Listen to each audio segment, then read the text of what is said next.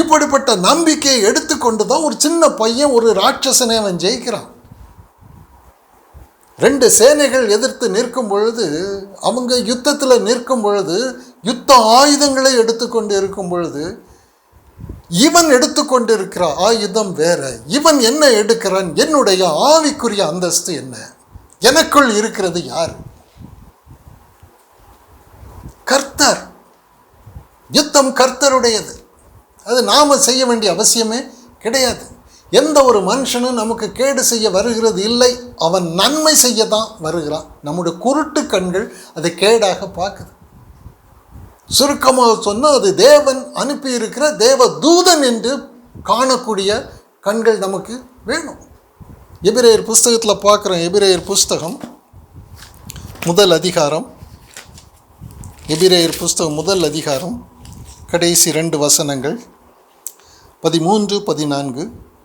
மேலும் நான் உம்முடைய சத்துருக்களை உமக்கு பாதபடியாக்கி போடும் வரைக்கும் நீர் என்னுடைய வலது பார்சத்தில் உட்காரும் என்று தூதர்களில் யாருக்காவது எப்போதாகிலும் அவர் சொன்னதுண்டா? ரட்சிப்பை சுதந்திரிக்கப் போகிறவர்களின் நிமித்தமாக ஊழியம் செய்யும்படிக்கு அவர்கள் எல்லாரும் அனுப்பப்படும் பணிவிடை ஆவிகளாய் இருக்கிறார்கள். ரட்சிப்பை சுதந்திரிக்கிறவர்களுக்கு தேவன் பணிவிடை ஆவிகளை அவர் அனுப்பியிருக்கிறார். நமக்கு சிங்காசனத்தை கொடுத்திருக்கிறாரு. உன் சத்துருக்களை நீ பாதபடி ஆக்கி போடும்படிக்கு விசுவாசத்தில் ஆவியின் சிந்தையை கொண்டு மாம்ச சிந்தையை நீ அழிக்கும்படிக்கு உனக்கு ஒரு சிங்காசனத்தை கொடுத்திருக்கிறேன். இந்த சிங்காசனத்தில் இருக்கிற உனக்கு உதவி செய்கிறதற்கு பணிவிடைக்காரர்களை நான் அனுப்புகிறேன். நம்முடைய வாழ்க்கையில் ஈடுபடுகிற, எதிர்த்து நிற்கிற அல்லது கேடு செய்கிற, நன்மை செய்யாத யாராக இருந்தாலும் சரி, நம்முடைய மாம்ச சிந்தையின்படி, குருட்டாட்டத்தின்படி நாம் பிரித்துருவோம். இவங்க கேடு செய்கிறாங்க, இவங்க கெட்டவங்க, இவங்க நன்மை செய்கிறவங்க, உலக பிரகாரமாக நன்மை செய்கிறவங்க, இவங்க நல்லவங்க. ஜனங்களை நாம் 2 பிரிக்கிறோம். அப்படி இவங்க நல்லவங்க, இவங்க கெட்டவங்க, இவங்க கேடு செய்கிறாங்க. உலக பிரகாரமான அவன் கேடு செய்கிறானா அது கேடு தான். அவன் கெட்டவனா என்றால் உலக பிரகாரமாக கெட்டவன் தான். ஆனால் சத்தியத்தின்படி நாம் எப்படி பார்க்கணும்னா, அந்த பௌதிக நிலையை பார்க்காம அதற்கு பின்னணி என்ன, அவங்கள அனுப்புனது யார், எதற்காக அனுப்பியிருக்கிறாரு, பணிவிடை உதவி செய்கிறதுக்கு அனுப்பியிருக்கிறாரு. பாரு, இப்போ பாரு, உனக்குள் இருக்கக்கூடிய பயம் எவ்வளோ வெளியில் வருது. கோலியாத்தை எதற்காக தேவன் அனுப்பினார்? இஸ்ரவேல் ஜனங்களுக்குள் இருக்கக்கூடிய பயம், அந்த பயத்தை அழிக்கிறதற்காக தான் அனுப்பினார். அவன் பணிவிடை ஆவிதான் கோலியாத்து. இவங்களுக்கு பணிவிடை செய்ய வந்த தேவனால் அனுப்பப்பட்ட தேவ தூதன் தான். ஆனால் பயந்தாங்க. இந்த பயம் வெளியில் வருது இல்லையா? இப்போ பாரு, அவங்க உனக்கு உதவி செய்கிறானா, அவன் உனக்கு உதவி செய்கிறானா, கெடுதல் செய்கிறானா? அவனால் ஒரு கேடு உனக்கு செய்ய முடியாது, நீ விசுவாசிக்கிறவனால். விசுவாசங்கிறது தான் ஆவியின் சிந்தை. விசுவாசமும் ஆவியின் சிந்தையும் ஒன்று, அவிசுவாசமும் மாம்ச சிந்தையும் ஒன்று. அவிசுவாசமும் மாம்ச சிந்தையும் நம்மை மரணத்திற்குள்ளாக்கும். நம்மை நாமே சித்திரவதை பண்ணிக்கொள்வோம், நம்முடைய இளைப்பாறுதலை இழந்து போவோம். ஆவியின் சிந்தை என்பது விசுவாசம். நமக்கு கர்த்தர் கொடுத்திருக்கிற மீட்பு என்ன, உன்னதம் என்ன? இப்போ மனுஷத்துவத்தில் நாம் வாழ வேண்டிய அவசியம் இல்லை. பழைய உடன்படிக்கை நீக்கப்பட்டது, பழைய துருத்தி, பழைய ரசம் நீக்கப்பட்டு இருக்கிறது. அதை கொண்டு வரவே கூடாது. புதிய உடன்படிக்கையில் எனக்குள்ளே கிறிஸ்து, அவ்வளோதான், 1-1, அவ்வளோதான். இந்த ஆவியானவர் நமக்குள்ளே ஆவியானவராக இருக்கிறார் கிறிஸ்து. அங்கே இருந்து நமக்கு ஆவியின் சிந்தை. பிதா குமாரன் பிதாவை குறித்து எப்படி சொல்றார்? அவருக்கு தம்முடைய ஆவியை அளவில்லாமல் கொடுத்தார். அதுக்கு என்ன அர்த்தம்? ஆவியை அளவில்லாமல் கொடுத்தாருன்னா என்ன அர்த்தம்? தேவ சிந்தையை அளவில்லாமல் கொடுத்தார். விசுவாசிக்கிறதுக்கு மனுஷ சிந்தையை எடுத்துட்டு தேவ சிந்தையை கொண்டு வருகிறதற்கு ஒரு அளவே கிடையாது. நானும் என் பிதாவும் ஒன்றாய் இருக்கிறோம். இதான் அங்கே இருந்து தான் ஆரம்பமாகுது ஜீவ நதி. இப்போ நமக்கு கிறிஸ்து நமக்குள்ளே இருக்கிறார். இப்போ நான் ஒரு மனுஷனுக்கு அடிமை கிடையாது. பழைய உடன்படிக்கையில் மோசையின் ஆசனத்தில் இருக்கிறவர்களுக்கு அடிமையாக இருப்பாங்க, அவர்கள் தான் கற்றுக் கொடுக்கணும். இப்போ புது உடன்படிக்கையில் மோசையின் ஆசனம் நமக்கு கிடையாது. அது பழைய துருத்தி, பழைய ரசம். ஒரு மனுஷனுடைய உபதேசத்தை நான் கேட்டுக்கொண்டே இருக்க வேண்டும் என்பது இல்லை. நமக்குள்ளே கிறிஸ்து வந்ததுக்கப்புறம் ஜீவ நதி நமக்குள்ளே வரும். அது எத்தனை இடங்களில் சொல்கிறார், ஜீவ நதி உனக்குள்ளே வரும். நீ யாக்கோபின் கிணத்துல இருந்தால் உனக்கு தாகம் எடுத்துக்கொண்டே இருக்கும். என்னிடத்திற்கு வா. பண்டிகை கொண்டாடி இருக்கிறவங்கள யோவான் 7:7 அவர் சொல்கிறார், நீங்கள் வாங்க. 7:37-38 வாங்க, என்னிடத்துல வாங்க. வரும்போது நான் உங்களிடத்தில் வருவேன், உங்களுக்குள்ளே வருவேன்.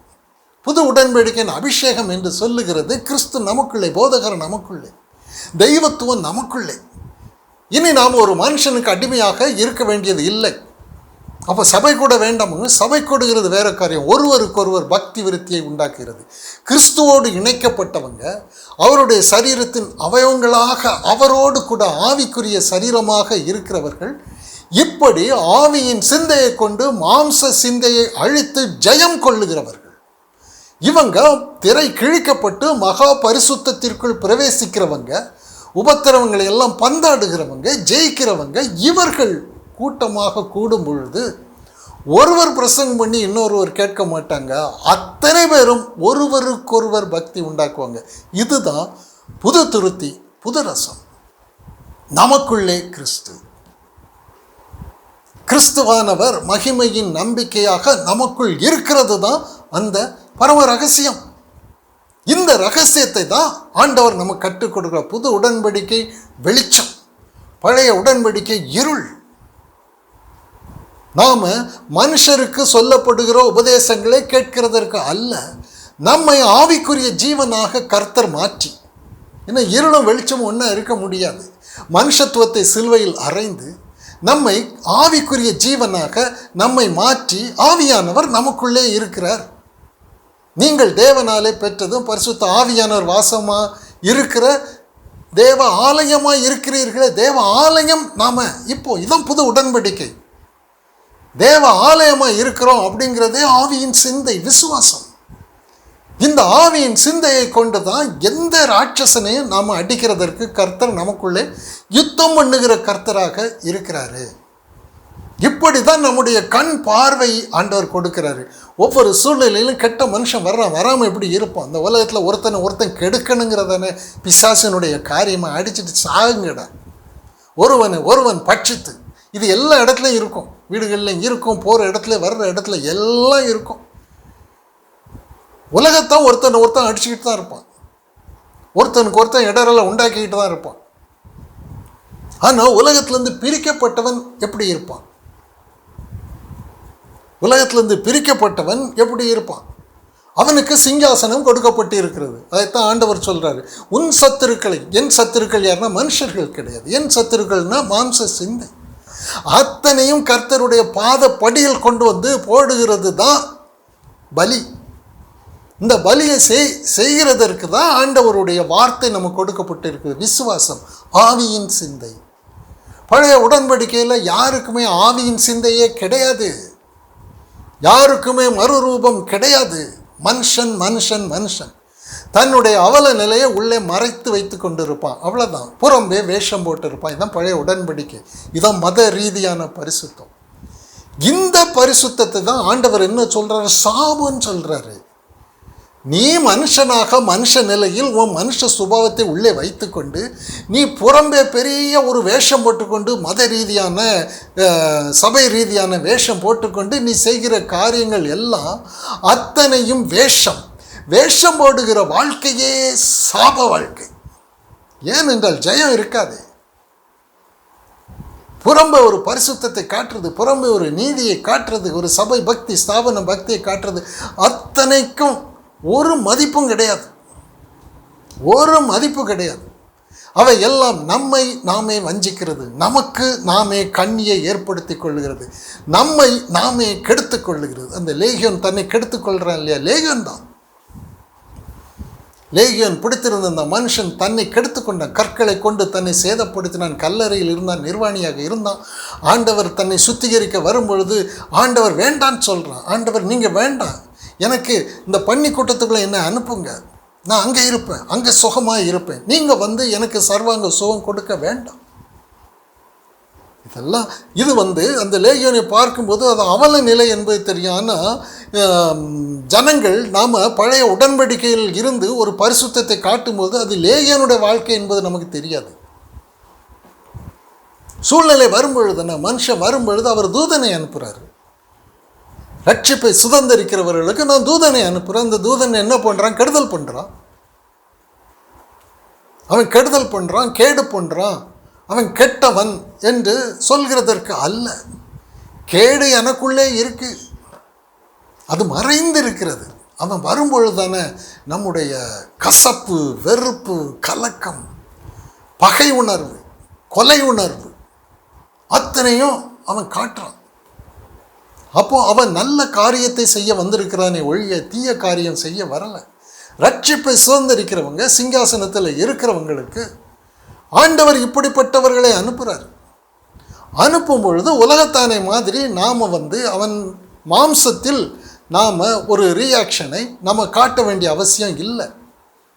நாம் சிந்திக்கிறவங்க பொறுமையாக இருக்க ஆண்டவர் தானே சொல்கிறார். ஒரு சூழ்நிலை வரும்பொழுது மனுஷ உணர்வுகளை காட்டாத, நீ உயிர்ப்பிக்கப்பட்டவன், பொறுமையாக இரு. ஒரு சூழ்நிலை நம்மளால் உடனே ஜெயிக்க முடியாது, ஆனால் மனுஷ உணர்வுகளை காட்டாமல் இருக்க முடியும். அதான் பொறுமை. ஆண்டவர் என்ன சொல்கிறார்? இந்த சூழ்நிலையில் இவனை கெட்டவன் சொல்லணுமா? இவா எனக்கு கெடுதலை உண்டாக்குறாள், அவள் உண்டாக்குவா. எல்லா இடத்திலும் பார்க்கலாம். கெடுதல் உண்டாக்குறவங்க பள்ளிக்கூடங்களில் உண்டு, கல்லூரிகளில் உண்டு, வேலை செய்கிற இடங்களில் உண்டு, வீடுகளில் உண்டு, போகிற இடம், வர்ற இடம், எல்லா இடமும் உண்டு, சபை கூடுகிற இடத்துலையும் உண்டு, எல்லாம் உண்டு. ஆனால் கண் திறக்கப்பட்டவர்கள் எப்படி இருக்கணும்? மாம்ச சிந்தையின்படி இவன் கேடு செய்கிறான் என்று பார்க்கக்கூடாது. அவன் நமக்குள்ளே இருக்கக்கூடிய மரணத்தை வெளியே கொண்டு வந்து காட்டுகிற தேவ தூதன். இதை ஆண்டவர் மத்தேயு 18வது அதிகாரம், மத்தேயு புஸ்தகம் 18வது அதிகாரம்